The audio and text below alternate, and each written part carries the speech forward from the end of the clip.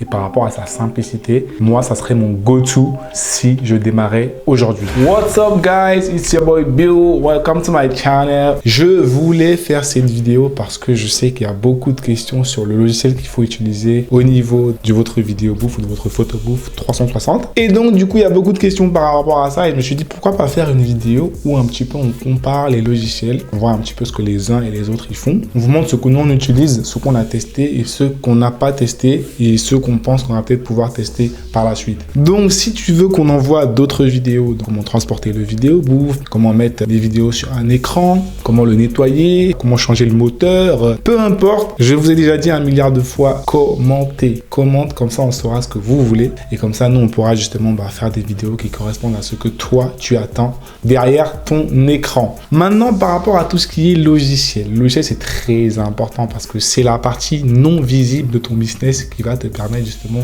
de posséder ou de regarder ou de transférer tout ce qui va être visuel. Et tu sais que dans le business du vidéo bouffe, les visuels, les vidéos, c'est le résultat final, c'est le livrable qu'on envoie au client et donc c'est ça le plus important. Tu as envie d'avoir un logiciel qui soit performant et qui ne bug pas assez souvent et qui peut justement te permettre de sécuriser tes fichiers, que ça soit sur GoPro, sur ton téléphone, sur ton ordinateur, sur ta tablette, peu importe. Donc le choix, il est vraiment important à faire, sachant qu'il y a des écarts de prix qui sont quand même assez importants. Donc maintenant, ça va venir vraiment par rapport à ta sensibilité à maîtriser tel ou tel logiciel. Mais déjà, de prime abord, ce qu'il faut dire, c'est qu'on n'est pas chanceux en France parce que tous ces logiciels-là, absolument tous, sont en anglais. Heureusement, moi, je suis full bilingue, t'as capté. C'est pour ça justement que j'arrive à faire des vidéos, tout ça, parce que ce business-là, faut le dire quand même, si t'es pas bon en anglais, tu vas quand même un petit peu morfler. Donc, let's go, c'est parti. Donc, du coup, je pense qu'on était un peu comme toi au début, hein. Quand on a acheté la machine, on s'est dit, waouh,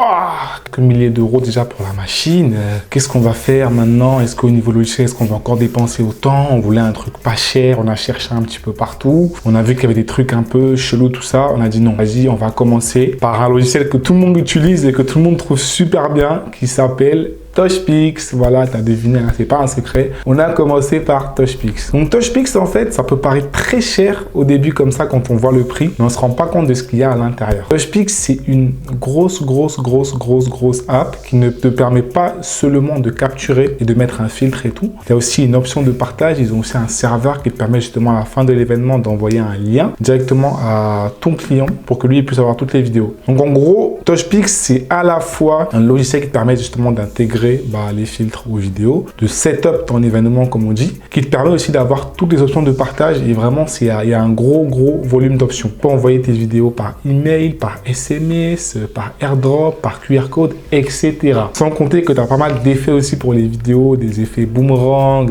des effets 4 écrans, etc. TouchPix en termes de simplicité et en termes d'efficacité, c'est le meilleur parce qu'il n'y a pas beaucoup de choses à installer. Tu as un site internet sur lequel tu vas aller créer ton événement. Après, tu as une application où tu vas pouvoir justement gérer tous tes trucs et c'est beaucoup plus simple. Maintenant, la simplicité, elle a un prix. C'est justement pour ça que TouchPix, il a ce prix-là. Donc, nous, quand on a commencé, qu'est-ce qu'on a fait? On a pris un abonnement déjà mensuel. C'est-à-dire, c'était quoi? C'était 150 €. Donc, pour 150 € sur un mois, tu as intérêt à avoir au moins 2 événements pour pouvoir rentabiliser. On avait quand même des événements. Donc, du coup, on a pu quand même continuer, voilà. Et en fait, au bout de 10-11 mois, il y avait une promotion. Ça devait être le Black Friday. Et je pense que là, l'abonnement annuel qui d'habitude coûte 1000 $, descend à 700 $.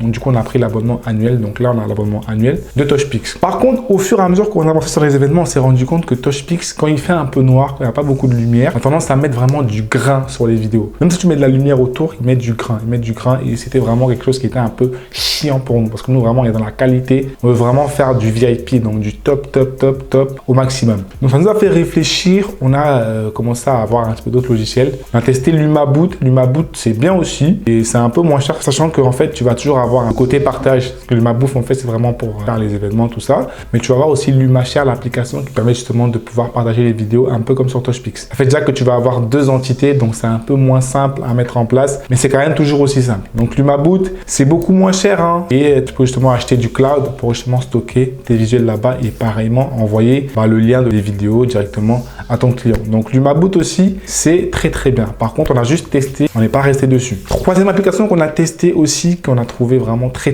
bien, s'appelle Zentech. Zentech, c'est vraiment une application qui n'a pas d'options de partage. Donc eux, leur but, c'est vraiment de mettre en place un système avec une GoPro, que la GoPro, hein. Il n'y a pas d'autre chose avec laquelle je peux utiliser Zentech, c'est que GoPro. Et en fait, là-bas, tu peux faire comme sur TouchPix, mettre un filtre personnalisé, ajouter des effets, ajouter une musique. Ce qui est cool sur Zentech, c'est que en fait, tu as un paiement qui est une fois. Donc, c'est une fois pour la vie. Je crois que c'est 700 $ le logiciel, mais en fait, c'est une licence. Donc, tu mets ça sur un ordinateur et après, tu n'as pas besoin d'acheter encore une deuxième fois, une troisième fois. Voilà, tu as vraiment un truc qui va fonctionner tout le temps. Par contre, quand tu as un truc comme Zentech qui n'a pas d'option de partage, il faut que tu achètes un logiciel, par exemple, je sais pas, il y a plein de trucs. Hein. Il y a MediaShare, il y a PicPixel, des trucs comme ça. Plein de logiciels, en fait, qui permettent justement de mettre tes vidéos sur un cloud que tu vas justement envoyer au client. Ce qui veut dire qu'à la fin des événements, tu vas encore devoir faire un travail de post-prod. Tu vas devoir prendre les vidéos et les mettre sur un serveur que tu vas envoyer au client. Avec TouchPix ou avec Lumaboot, en fait, tu as déjà des trucs qui vont automatiquement dans un serveur et tu as juste à copier le lien pour envoyer au client. Donc, il y a quand même un travail à faire derrière. Après, tu peux carrément utiliser même le Drive, hein, ton Drive Google qui est gratuit. Tu envoies ça au client et un mois après,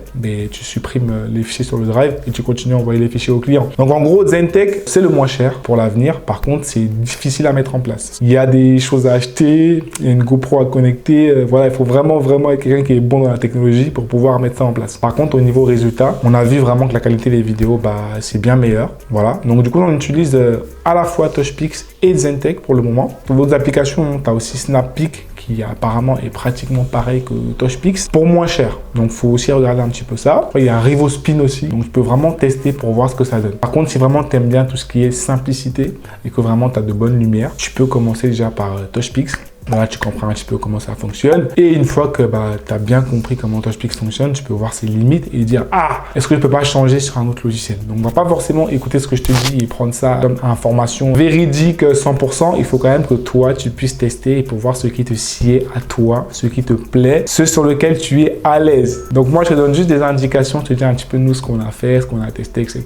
Et c'est à toi de voir sur quel chemin tu vas t'orienter. Et sur tous ces logiciels, tu pourras toujours changer la musique, tu pourras ajouter justement les effets slow motion, ralenti que tout le monde adore. Tu pourras aussi ajouter un filtre et justement des effets. Ils ont vraiment tous un petit peu évolué pour proposer à peu près les mêmes options. Après, il y en a qui ont beaucoup plus d'options que d'autres. Comme je disais, vraiment, faut tester. Mais comme je le dis depuis le début, quand tu débutes, quand tu démarres, TouchPix, ça paraît un peu cher. Mais par rapport à ce que ça offre comme possibilité et par rapport à sa simplicité, moi, ça serait mon go-to si je démarrais aujourd'hui. Donc vraiment, après, c'est à toi de voir, hein.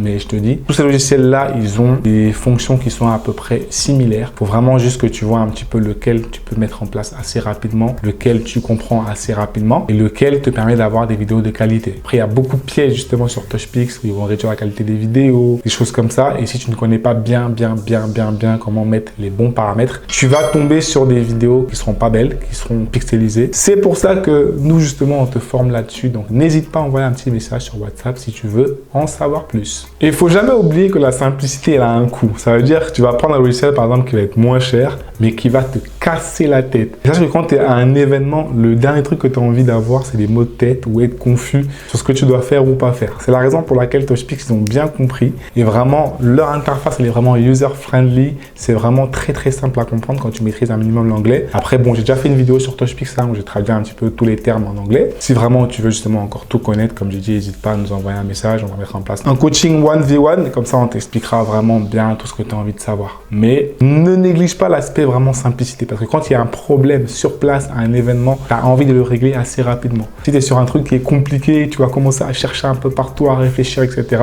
Ça va te coûter du temps et les clients vont le remarquer et tu vas faire une mauvaise expérience client. Tu vas faire un mauvais événement et les gens, ils vont te noter par rapport à ce que tu as fait ce jour-là. Donc, fais vraiment attention à ce que tu choisis comme logiciel et peu importe celui que tu vas choisir, fais bien une bonne dizaine, voire une vingtaine de tests à la maison. Fais des événements même familiales pour vraiment bien maîtriser ton logiciel, maîtriser ce que tu fais et savoir troubleshooter, comme on dit. Donc, savoir réparer quand il y a un souci. Après, moi, je me rappelle quand j'ai débuté, il y avait des gens qui utilisaient Snapchat. Donc, moi, j'ai pas trop compris comment ils faisaient pour utiliser Snapchat pour les vidéos. Mais en tout cas, les gens sont créatifs, surtout quand il s'agit de faire des choses avec des logiciels gratuits. Bon, moi, je sais pas trop comment la personne a fait. Peut-être que je vais leur demander pour voir un petit peu comment ça s'est passé. Mais je vous déconseille Snapchat, hein. C'est vraiment pas le truc à utiliser. à vous faire beaucoup d'allers-retours, beaucoup de travail pour rien. Nous, on utilise par exemple Zentek. Zentek, c'est vraiment beaucoup de boutons qui pullulent un peu partout là. C'est archi compliqué à configurer. Et moi, à la base, je suis ingénieur. Donc, je suis ingénieur, j'ai fait une classe prépa. Donc, j'ai un peu la grosse tête, on va dire. Ça veut dire que je comprends beaucoup de choses assez rapidement. C'est pour ça que j'arrive à justement plonger un peu dans les choses en détail. Si vraiment, tu n'es pas une personne qui aime beaucoup te faire du déneu au cerveau, prends un logiciel qui va être vraiment simple pour toi. Je pense qu'à part TouchPix, la plupart, ils ont des versions d'essai. Donc, tu essayes quelques jours à fond. Tu vois si ça marche pour toi. Si ça marche pour toi, tu prends.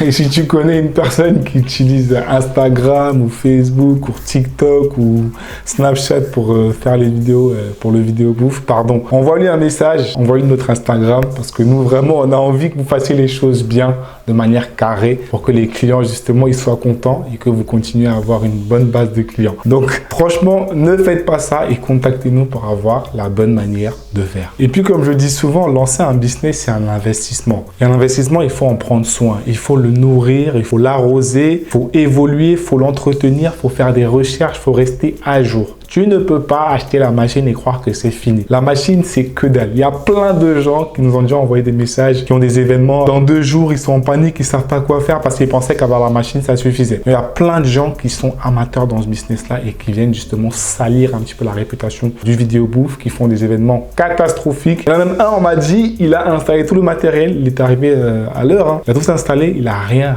fait comme vidéo parce qu'il n'a pas pu faire démarrer le truc. Donc, il y a plein de gens qui pensent que c'est facile et qui se retrouvent justement dans la merde. Donc vraiment, quand vous vous lancez, lancez-vous sérieusement, formez-vous sérieusement et franchement, prenez soin de votre business. Sinon, il va mourir devant vos yeux et tout ce que vous avez dépensé comme investissement, comme argent va partir en fumée. Bon les amis, moi j'ai terminé pour aujourd'hui. J'espère que ces conseils vont vous aider justement à choisir le bon logiciel. Moi, comme j'ai dit, je recommande vivement les choses comme TouchPix, Lumaboot, Snappeak parce que c'est quand même assez simple d'utilisation. Après, c'est à toi de voir par rapport à ce que tu vas tester, de choisir lequel peut être cool pour ton business. Sachant que moi, je peux te former sur tous ces logiciels-là, même sur Zentek. Voilà, j'ai un petit peu tout testé et j'ai une capacité quand même assez exceptionnelle à comprendre rapidement les choses. Très bonne journée à toi. Je te donne vraiment une grosse force pour ton business. Ne lâche rien et franchement, fais les choses bien, tu verras que ça va payer. On se dit à très bientôt pour une prochaine vidéo. Prends soin de toi. Ciao, ciao. Au revoir.